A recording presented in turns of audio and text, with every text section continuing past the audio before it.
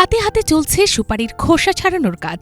উঠান জুড়ে ব্যস্ততা, গল্পের ফাঁকেই এগিয়ে চলছে এখানকার নারীদের জীবিকার লড়াই।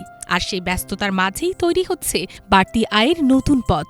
নাটোরের বড়াইগ্রাম উপজেলার কয়েকটি গ্রামের নারীদের কাছে কাঁচা সুপারি এখন স্বাবলম্বী হওয়ার নতুন মাধ্যম। বড়াইগ্রাম উপজেলার আলীপুর, কেল্লা নাদোজোয়ারি, চাপিলা, রায়পুর ও তিরাইল গ্রামের শতাধিক নারী বাড়িতে বসেই কাঁচা সুপারির খোসা ছাড়ানোর কাজ করেন।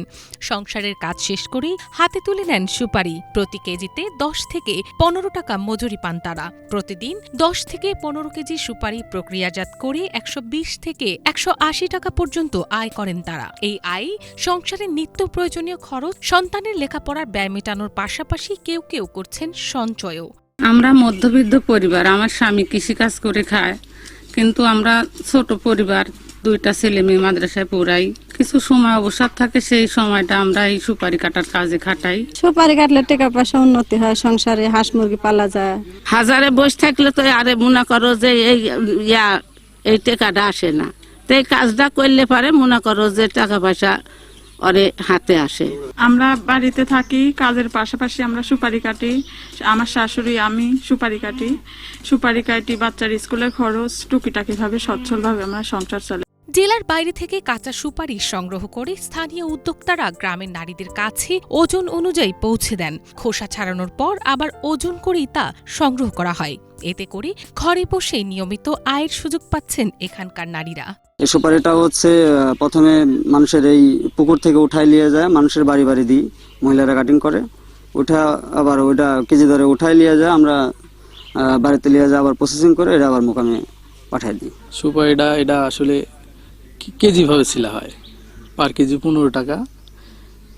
প্রত্যেক দিন প্রায় ধরেন আনুমানিক 2000 কেজির মতো সুপারি আসে।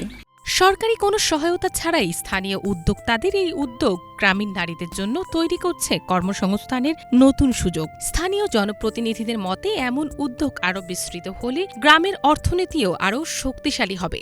আমাদের এলাকাটা মোসা এলাকা, যার কারণে এখানে সুপারির বাগান, প্রচুর পরিমাণে বাগান আছে।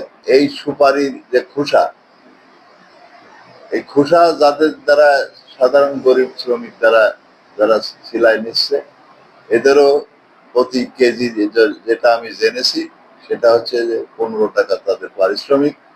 সেই হিসাবে বাগান মালিকেরাও লাভবান হচ্ছে। এই এলাকার দরিদ্র গরিব মানুষ, তাদের বেকারত্ব দূর হচ্ছে, পাশাপাশি তাদের কর্মসংস্থানের বিনিময়ে কিছু অর্থ উপার্জন হচ্ছে। একসময় যে সুপারি ছিল শুধুই কৃষি পণ্য, আজ সেটি হয়ে উঠেছে বহু নারীর আয়ের অবলম্বন। স্থানীয় ওই উদ্যোগ আরও সম্প্রসারিত হলে স্বাবলম্বিতার পথে এগিয়ে যাবে গ্রামের আরও অনেক নারী, সমৃদ্ধ হবে গ্রামীণ অর্থনীতি, এমনটাই মত সকলের। Bangla vision news desk.